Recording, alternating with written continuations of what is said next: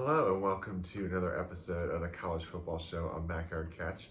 I'm Nick Roby, once again joined by Mr. Barrett Black. Barrett, how's it going?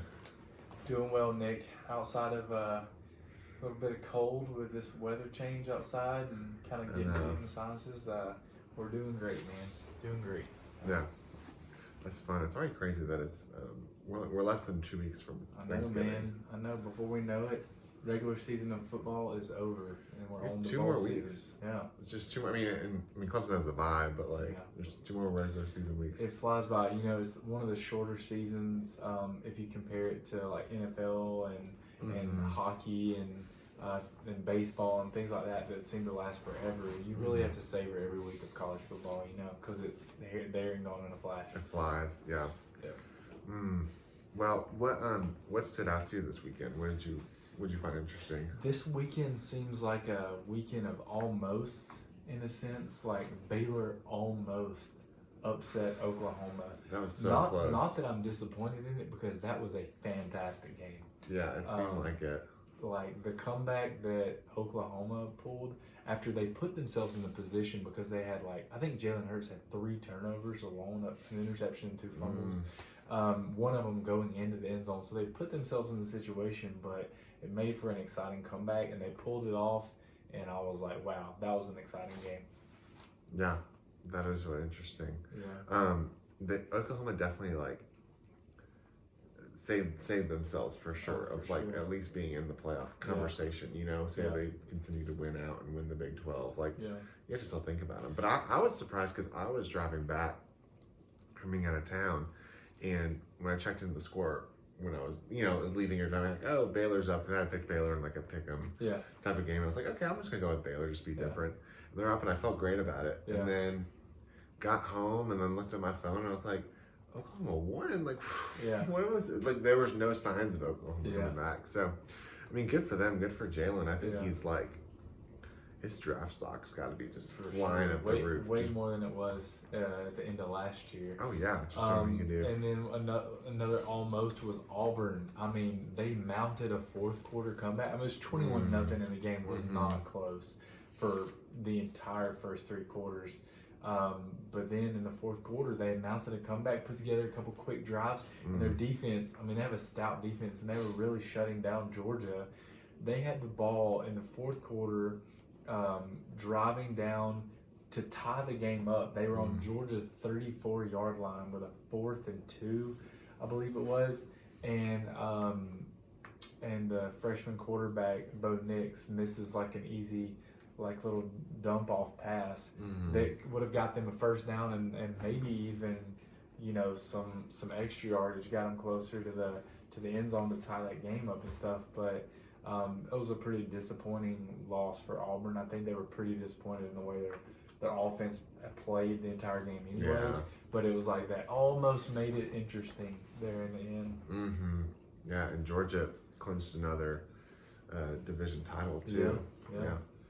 So we're heading for another Georgia LSU matchup, just like 2011. Last time LSU beat their pants off in the SEC championship. So we'll see how it goes this year. Yeah. They both have a common opponent coming up before that game in Texas A&M. So Texas A&M, poor guys. They've had to play a really rough schedule, and then they have Georgia and LSU to end the season. So we'll see how that goes. The A&M will finish the season having played at least 3 teams that were ranked number 1 in the country. Number 1, yeah. They'll play 5 top 5 teams. Yeah. That's a rough year. Yeah, and they're ranked right now. So, I mean, you got to take it. Some things that stood out for me, I think this is kind of a statement weekend in some different ways, I think, for some teams, which is good. I mean, Clemson, obviously, I think really established that they're the best team in the ACC. And just, I think really showing the consistency as a fan that I really enjoy and what I've been looking for seeing, especially on the offensive side. Yeah. I just Lawrence, is 21 of 27, 272, 4 touchdowns in a little over 2.5 quarters. Yeah. That's just what you want to see. And Wake, Wake's strength was on their offense. So, I mean, granted, I understand that, but it's just the consistency of you see plays, you're like, okay, that play works for us, we can put it away later. Like you're seeing just the click and the fluidity of it, which is really what I enjoyed. And the defense is just crazy good. Yeah. Like I think it's still underrated how how good Venables is. Yeah. And our defensive coordinator. I was just impressed with that, and Clemson will get a week off to then play at South Carolina, which is never. I never loved going there, but it's a noon game, which is a much better environment for Clemson. Oh yeah. Another one was just Michigan over Michigan State. Oh, they dominated. Michigan State's not as good, but Michigan has not been good against Michigan State. Yeah. And Harbaugh has not been great against rivals. Yeah. So just for them to win like 44-10, I don't know if this is the year that they beat Ohio State. Oh yeah, I don't think so. I don't think so either. But I think just showing that the season's not as much of a loss as people really made it out to be at the beginning. I mean, I think they're like 8-2 or something like that. Like they're still losses. Yeah, they're still like in the top 15. Another interesting thing though is that I noticed this right now. If you look at that game, Michigan Ohio State, I think it's at Michigan this year. They're a 3-point favorite in that game. I know. I mean, Michigan is Michigan right now. That's I mean, crazy. this is a Monday night before the playoff rankings. They're a 3-point favorite against Ohio State in 2 weeks. That's crazy. Which is not going to be the case. Yeah. But I just saw that and I was interesting. And then Iowa over Minnesota. Yeah. I think it just goes to show like one, how tough it is to play on the road in conference, and just Iowa. You still sleep on Iowa in Kinnick Stadium. Oh, for sure. I mean, they might fool you with that the wave at the Children's Hospital, but they come to play. Yeah, for sure. The state of Iowa had big games this weekend. I mean, you have Iowa State upsetting Texas, which I don't know how much of an upset it is. Texas was ranked and Iowa State wasn't, but both teams have been ranked at times this year. And then Iowa upsetting Minnesota. I mean, to be honest, I thought Minnesota was definitely going to drop one of these last games down the stretch because I mean it's the meat of their schedule. You know, they have Penn State and then they have Iowa and I think they have Wisconsin coming up. So I mean, wait, did they have Wisconsin or did they already play Wisconsin? No, I think they must have them still because they're in the same division. I was about to say because that's like that big the Paul Bunyan Trophy or something is like the Big Ten does a lot of trophies. Yeah, they like their trophies. Trophy conference. So so that'll be a big game. And I mean, they're a great team, and PJ Fleck's a great coach. Don't get me wrong, but I mean, it's hard to beat all those teams. So they did their job. No, they did. Yeah, and it's a tier thing. You know, like I mean, you come to a team where it's like, okay, like we have a 500 record. Yeah. Now we're like, okay, we're a contender. Now it's like, hey, we're making a push, and then there's some setbacks, and then there's like, okay, we're in this for real. And I think they're climbing at that mountain. Yeah. And whenever you climb it, there's a couple. You slide back a little bit. Oh, but for sure. Just like Penn State. I mean, Penn State's been a contender for several years now. They just haven't been able to like get over the hump, get into the playoff type thing. No, I liked it. What was some? If you had anything else that impressed you, what was? No, I was gonna go with some disappointments, man. Okay. But disappointing to me, I would say, was Minnesota. You know, kind of that coming off the big Penn State win, thinking like, yo, maybe Minnesota.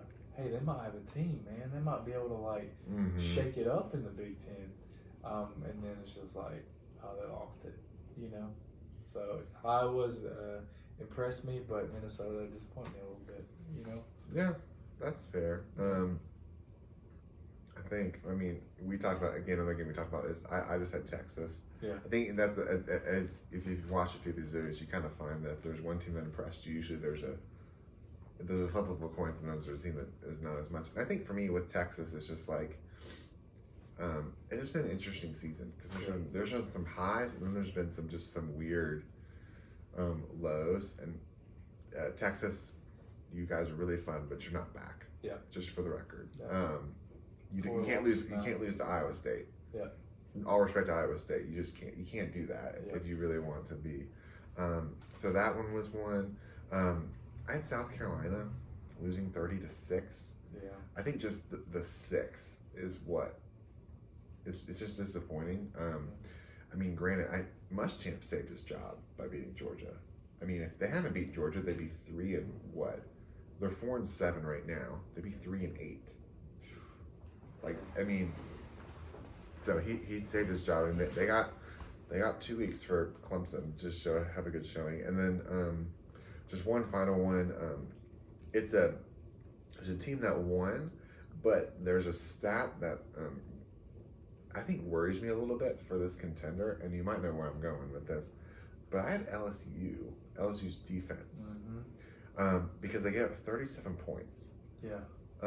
And the thing about it is, like, granted, that kind of game can happen, but it's been happening a little too consistently. Yeah. I'm hearing some of the rankings of where they are, and not just at 37 points, but 37 points to Ole Miss. Yeah. And which 400 yards of rushing. So yeah, to me, that was the one that's like, that's really you concerning. got Georgia, one of the best rushing teams in the nation, coming up in the SEC championship game, and you gave up 400 yards. Granted, the quarterback had over 200 of that, and Georgia does not have a rushing quarterback. But but still, and then I mean, granted, then you're going to go to the playoff where it's like you could face Ohio State with LSU and not LSU with Fields and Dobbins. Clemson's got a strong running attack. Any of these teams, Oklahoma, like it. Oh man, like Hurts would kill. Like it's a concerning thing. It is. Right now they're giving up 23.8 points per game, and the average amount of yards they're giving up per game is 367.8. Yeah, that's a lot. It's a lot for especially for LSU and the number one team in the country. So it's a thing just to keep an eye on that I feel like we're not talking about as much. It's more of a concern now. Yeah. A couple disappointments for me. The injuries in the Alabama-Mississippi State game, y'all, it was crazy. There were 6 people that were injured in the game between Alabama and Mississippi State. Alabama had 4 starters leave the game and not come back. 2 of them on stretchers, or the golf cart. You had Tua and Raekwon Davis, defensive lineman, outstanding defensive lineman, both get carted off the field. DJ Dale, defensive lineman, twists his knee. Henry Ruggs has bruised ribs from getting drilled in the ribs. It's just like, wow, where all these injuries come from? It's crazy. That was a disappointment. And then for me, the ACC's ability to have a close game between like ranked opponents, Clemson, I mean, nothing to their problem. They've just taken care of business, but we had really hoped Wake Forest was going to be a decent game for them.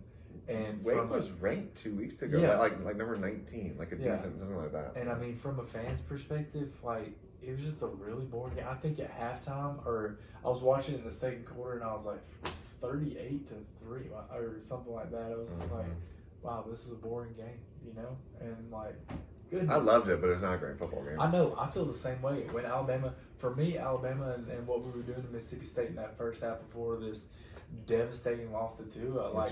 For me, I was excited, man. On the first 5 possessions, we had like perfect possessions on offense, and then you want to see the defense. They were doing really well, but then the air was sucked out of that stadium afterwards. So I know what it's like as a fan to like be excited when your team is killing another team, just because you want to see every small thing clicking well. And when it is, you're like, but as a fan, you're just like, turn that crap off, But from like, those close games like we're talking about, Baylor and Oklahoma, or Georgia and Auburn was pretty close, or I think the Iowa State-Texas game. I mean, the close games like that are the compelling ones for fans, and the ACC has just not been able to provide that much, in the ones that people are wanting to watch. So it's a disappointment, man. Yeah, no, that's fair. Let's see. We can, I guess, kind of moving on. So this is, we took a break last week, and then this week we were talking, and so 2 weeks ago, when we recorded the video, it was right before the first playoff rankings came out. So we haven't really gotten to like talk through this whole this version of the committee's process, or just some thoughts from it. So we kind of wanted to create a little time just to kind of talk about that, and maybe talk some thoughts of what they're going to come out with tomorrow. But you're probably watching this probably after. But what are your thoughts been on the playoff rankings so far? The most surprising thing for me, and they can kind of like mix it up a little bit and confuse you so you don't really know, but it seems like the committee cares a lot more about who you've beaten than who you've lost to, because Georgia's loss is the worst loss out of probably the top 10 teams. It's pretty bad. It's the worst loss out of the top 10 teams. You have several one-loss teams within the top 10. You even have a two-loss team in the top 10 with Florida. But Georgia's loss to South Carolina, a 4-7 South Carolina team, or 4-6 or whatever they are, is the worst loss of all the teams. And yet, Georgia was ranked 4th in the last college football playoff ranking, ahead of Alabama, whose only loss was to LSU. That one was a big surprise to me.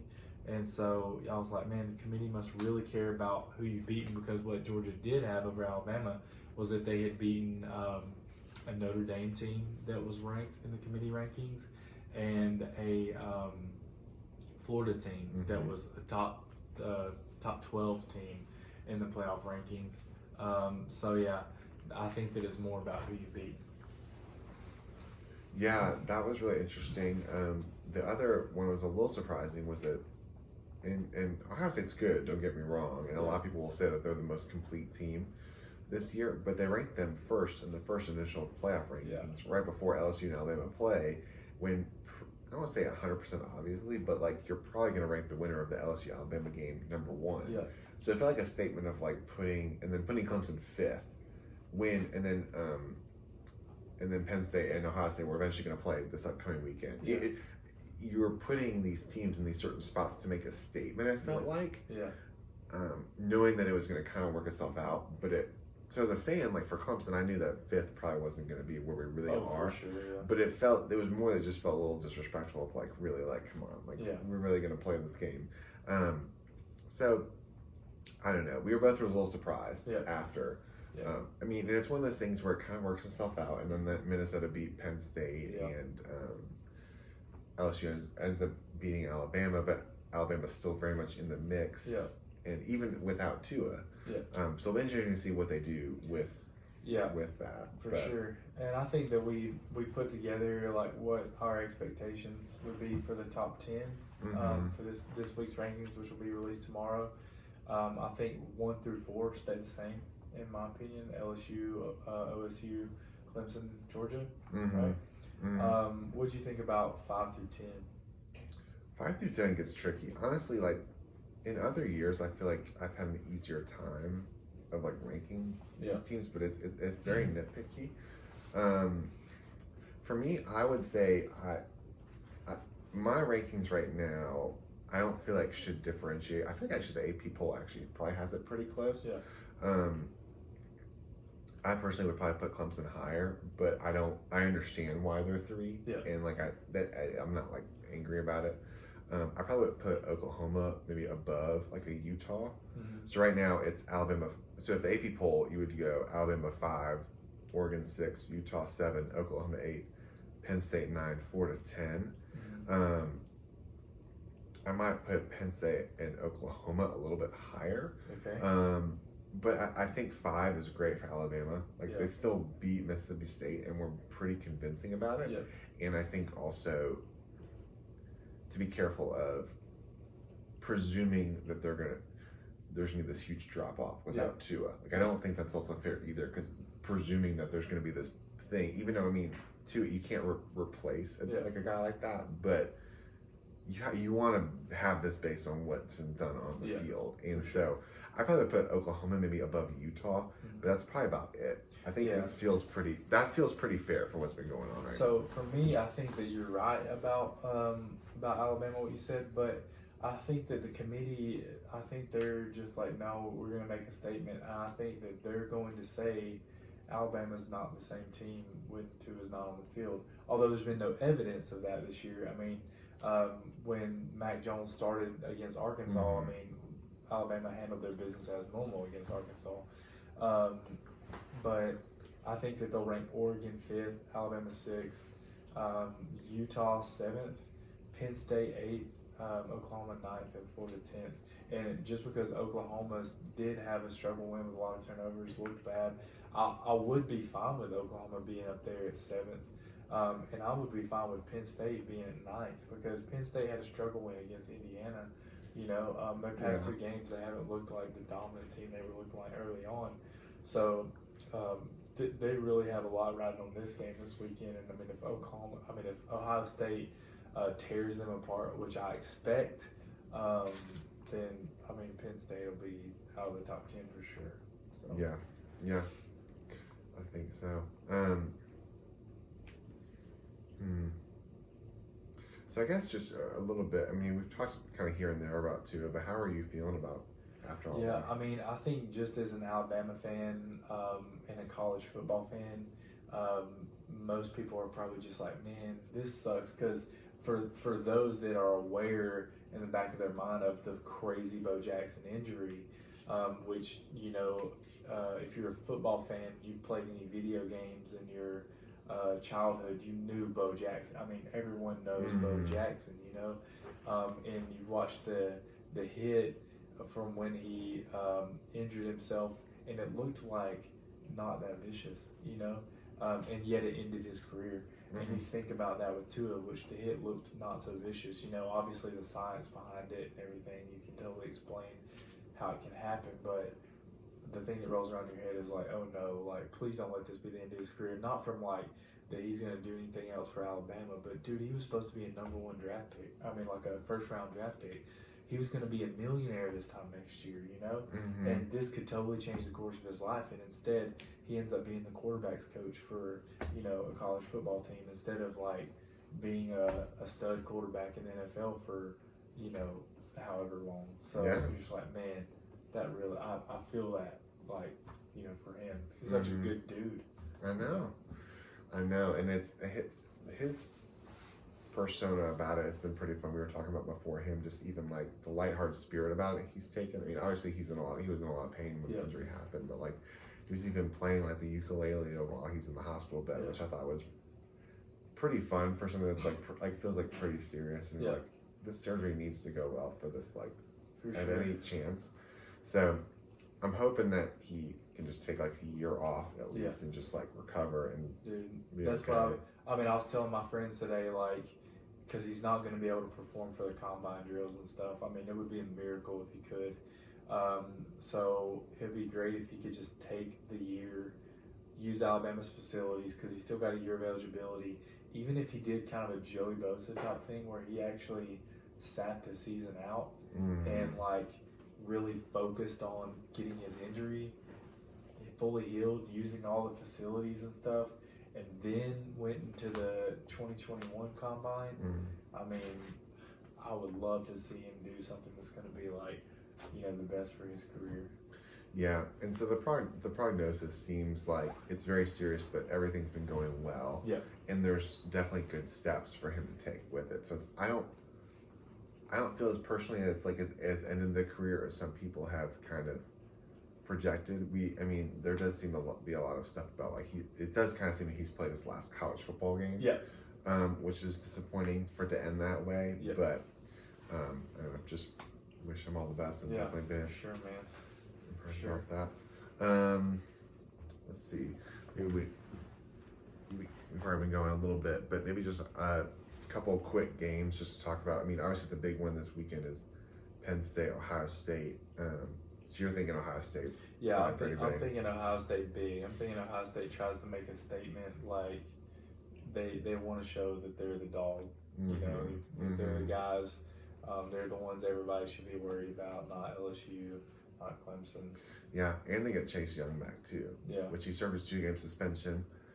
As a rival fan, it is a little convenient that he's back for Penn State, Michigan. I'm not going to say anything more than that, but it's nice that he's back. Sure. It's doing good for him. I think Ohio State wins this for sure. It's an 18-point spread. That feels about right. Yeah. I think they pull away. Another big one, Baylor, Texas. Yeah. Baylor's a 5.5-point favorite at home. What's crazy is that if Baylor wins, that Texas would have 5 losses. Wow. Yeah. I think Baylor bounces back. You think so? I think so. And here's the thing: is that I found that in Texas, either you love Texas or you don't like them. Yeah. And they're going to be up for that game. Yeah. And I think Baylor still has a lot to play for. And it also just shows it goes one of two ways for Baylor. Either they bounce back and play great, or their season kind of just falls apart. Oh, yeah. Because they huge letdown. So it goes either way. I think that they can bounce back. Yeah. I mean, if Baylor wins this, they're pretty much setting themselves up for a rematch with Oklahoma, you know? So yeah, I mean, they might want that. I think Texas takes it, though. You think so? I think Texas is, they're, you know, struggling. They're trying to find something to hold on to. Ruining Baylor's season would be something like that for them. Don't sleep on TCU at Oklahoma. TCU, I mean, they beat some of the better teams in the Big 12 this year. Oh, yeah, Oklahoma has had some struggle wins and even a loss against the unranked Kansas State team, who TCU beat, right? And Oklahoma barely beat Iowa State. Yeah. Had to come back really big against Baylor. Yeah. TCU went to triple overtime against Baylor the week before. Okay. That was Baylor had to pull out all the stops just to win. Yeah. I don't know. Gotta watch out for the Horned Frogs. Yeah, watch the Horned Frogs, man. This one probably won't be as compelling, but Texas A&M at Georgia. Let's see if they can shake things up a little bit. I mean, it's pretty much all they have to live for. They have a great coach. They have a decent quarterback. So we'll see. We'll see. I don't know. It's definitely the prep week for rivalry week, and then we really get the ball rolling. Yep. Of stuff's hitting the fan. Yep. So I like it. So anyway, well, Barrett, thanks for being on again, and I enjoyed it. We will be very interested to see how these playoff rankings kind of come out, and So anyway, guys, thanks so much for tuning in, and for now, we are signing off.